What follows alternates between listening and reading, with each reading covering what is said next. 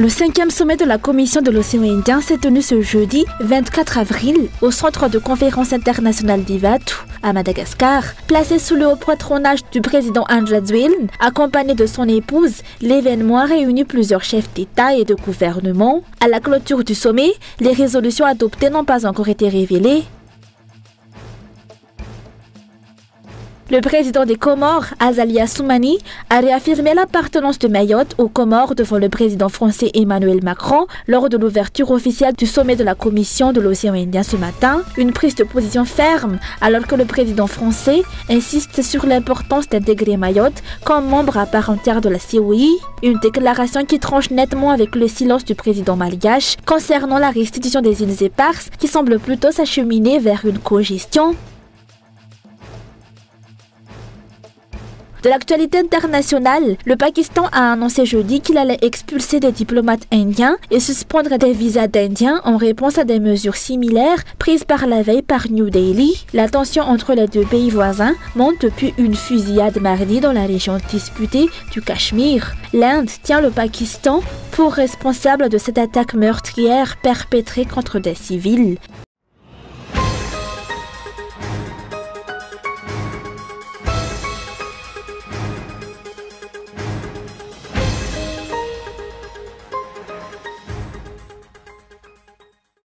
C'est au centre de conférence internationale d'Ivatu, à Madagascar, que s'est ouvert ce jeudi 24 janvier le 5e sommet de la Commission de l'océan Indien, un rendez-vous d'envergure régionale placé sous le haut patronage du président malgache André Zwiln, accompagné de son épouse, qui a personnellement accueilli les chefs d'État invités.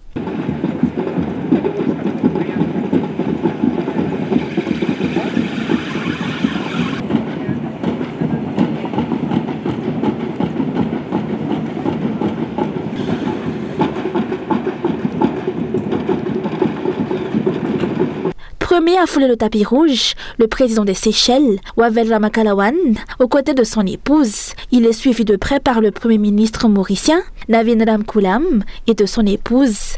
Puis, arrivée du président Emmanuel Macron, représentant de la Réunion, département français de l'océan Indien. Enfin, le cortège s'est achevé avec le président de l'Union des Comores, Azali Assoumani, président en exercice du Conseil des ministres de la COI. Une cérémonie d'ouverture empreinte de solennité, l'hymne de la COI a résonné, suivi de l'hymne national malgache. Les drapeaux des 5 nations entrent alors en scène, portés par de jeunes danseurs vêtus de costumes traditionnels. Un vibrant hommage chorégraphié aux cultures de l'océan Indien, rythmé par les tambours et les chants ancestraux. Madagascar, joyau de l'océan Indien. Bienvenue au 5e sommet de la Commission de l'océan Indien à Antananarivo.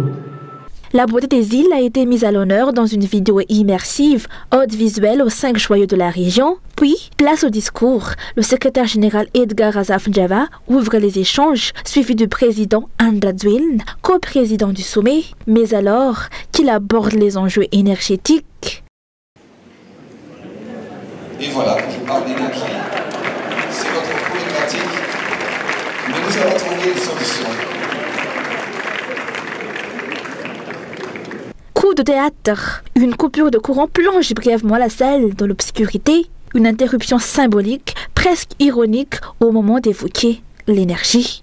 Le président Emmanuel Macron a ensuite pris la parole avant de céder le micro à Wavel Ramakalawan, puis à Azali Assoumani, en sa qualité de président en exercice de la COI.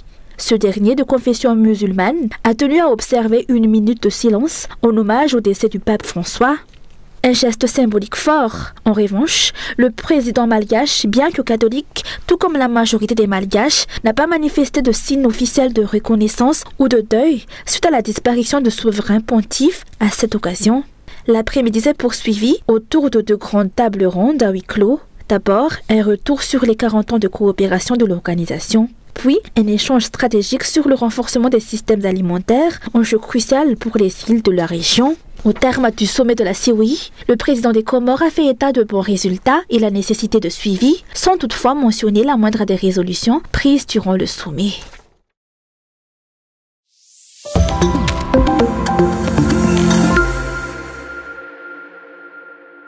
Mayotte est une île comorienne a déclaré le président des Comores, Azali Assoumani, devant le président français Emmanuel Macron, lors de l'ouverture officielle de la Commission de l'océan Indien ce matin. Une prise de position claire et ferme, alors que le président français insiste, lui, sur l'importance d'intégrer Mayotte comme membre à part entière de la COI. Une déclaration qui tranche nettement avec le silence du président malgache, qui n'a pas évoqué une seule fois les îles malgaches disputées, pourtant en présence du président français et sous les yeux du monde entier, lors d'une retransmission en direct. Azali Assoumani a, pour sa part, réaffirmé son détour que Mayotte appartient aux Comores, citant le droit international. Il a également précisé qu'il ne cédera pas aux provocations de la France, alors que Paris multiplie les efforts pour faire reconnaître Mayotte comme entité autonome au sein de la Commission de l'océan Indien. Mon cher frère Emmanuel Macron, j'ai un professeur qui s'appelle Didier Finesse, qui m'a appris qu'il ne faut pas répondre aux provocations. Et je dois rappeler ici, mes chers frères, puisque nous parlons de droit, je tiens également à rappeler que l'ADN de la CEI, c'est le respect du droit international. Ainsi, en vertu du droit international, l'île de Mayotte est une île comorienne. Nos pays en sont les témoins. À plus cette raison, la France, qui est membre permanent du Conseil de sécurité de Nations Unies. Et c'est pourquoi, avec le président français, y compris mon frère Macron, nous nous sommes attelés à un dialogue franc, sincère et responsable pour aboutir à une solution moralement acceptable et juridiquement valable pour la résolution de ce différend territorial qui nous oppose. Ce dialogue-là, empreint de respect mutuel, nous attendons l'approfondir au niveau bilatéral, comme cela avait été agréé avec sagesse par nos aînés dès le deuxième sommet de la CEI à La Réunion en 1999. Sans doute, nous vous tiendrons informés de ce nouveau défi. Les Comores maintiennent donc fermement leur position. Pas question d'intégrer Mayotte dans la Commission de l'océan Indien. De leur côté, les Français accentuent la pression et multiplient les manœuvres pour faire entrer Mayotte dans cette organisation régionale. En mars dernier, Thani Mohamed Souili, ministre français en charge de la francophonie, déclarait devant la presse qu'il était temps d'accélérer les discussions pour permettre à Mayotte de devenir membre à part entière de la COI, une revendication qui, selon lui, traîne depuis 40 ans. Une volonté réaffirmée également par le président Emmanuel Macron. Une question se pose désormais. Madagascar va-t-elle suivre la position française et plaider pour l'intégration de Mayotte au sein de la COI, ou bien choisira-t-elle de soutenir les Comores, qui restent catégoriques sur le fait que Mayotte n'a pas sa place dans l'organisation? Ce qui est certain, c'est que Madagascar, lors de la cérémonie officielle d'ouverture de la COI ce matin, n'a même pas osé évoquer la question des îles éparses. Une absence de prise de position qui interroge. Toujours est-il que le dossier îles éparses semble prendre de plus en plus la direction d'une gestion commune. C'est en tout cas ce qu'a déclaré le président français au cours d'une conférence de presse avant son départ. Et en quelque sorte, on la gère ensemble, en bonne intelligence. Et c'est comme ça, je crois, qu'il faut faire.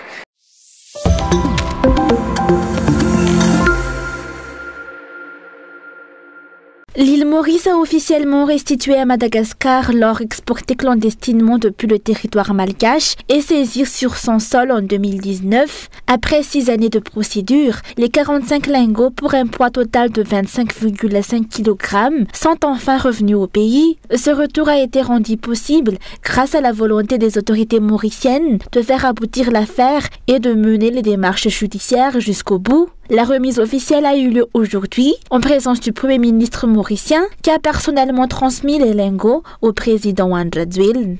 La collaboration judiciaire entre les autorités mauriciennes et malgaches a suivi son cours. Mais je vous dis franchement, je ne comprends pas. Pourquoi cela a pris 6 années, 6 longues années, malgré le demande répétée de Madagascar?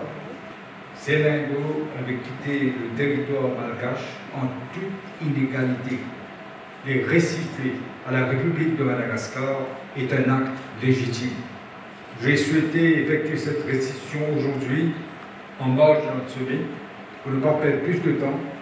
Elle marque la conviction de Maurice à la force de la fraternité des îles et l'unité de notre lutte contre le banditisme et la criminalité transfrontière. Selon les explications, ces lingots d'or seront immédiatement transférés à la Banque centrale de Madagascar.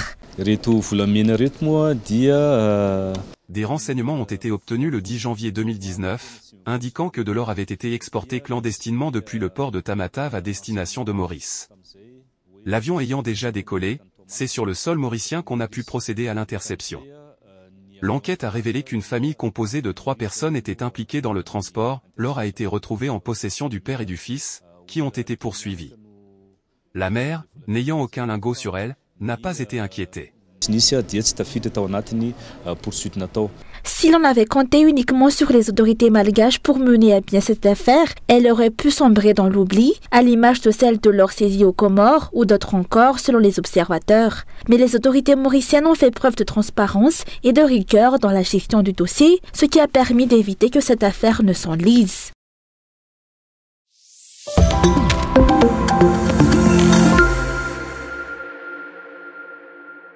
Il est désormais clair que la visite du président français Emmanuel Macron à Madagascar répond avant tout à des intérêts strictement français. C'est en tout cas ce que déclare aujourd'hui le mouvement des peuples de l'océan Indien, qui réagit aux propos tenus hier par le chef de l'État français, suggérant une réévaluation de la coopération dans le domaine de l'exploitation minière.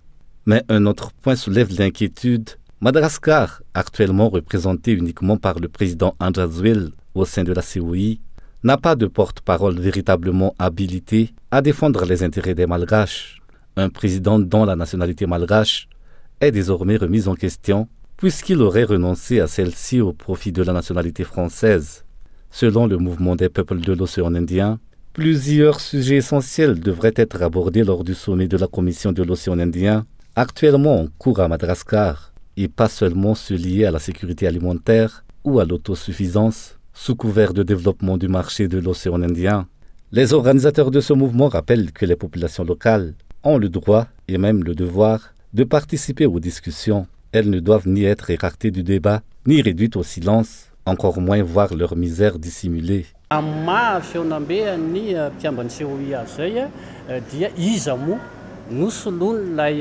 En étant membre de la COI, les dirigeants sont les porte-parole de leur population. La population doit donc pouvoir s'exprimer au cours des différents débats. Or, chez nous, toute forme d'expression, qu'il s'agisse de manifester dans la rue, de brandir des pancartes, sont interdites, alors qu'elles peuvent être un moyen de participer au débat de la COI.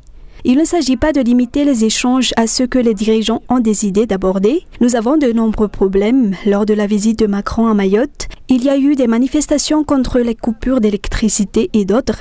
Ici, nous cachons les problèmes. Ce n'est pas Radzul qui est français qui va être le porte-parole de la population. Il faut que la population puisse participer.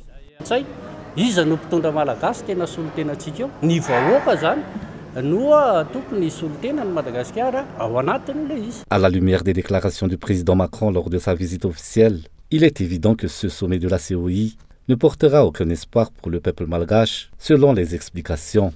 Nous exhortons nos chefs d'État à refuser de servir de pion au service des intérêts qu'Emmanuel Macron est venu ici pour défendre. Il l'a dit, à la presse étrangère, que le but de cette visite dans l'océan Indien, c'est d'élargir le marché pour l'État et les investisseurs français, et aussi pour tisser des liens avec les autres espaces ultramarins, les territoires ultramarins que la France possède dans l'océan Pacifique. En parallèle du sommet officiel de la COI, un autre événement d'envergure a eu lieu aujourd'hui. Une réunion internationale organisée par le mouvement des peuples de l'océan Indien, avec des représentants de Madagascar, Maurice, Rodrigue, la Réunion, les Comores, les Seychelles et les pays riverains d'Afrique. Une rencontre initiée par le CRADOI, destinée à échanger sur les véritables enjeux de la région et à produire des recommandations concrètes à soumettre aux instances officielles du sommet de la COI.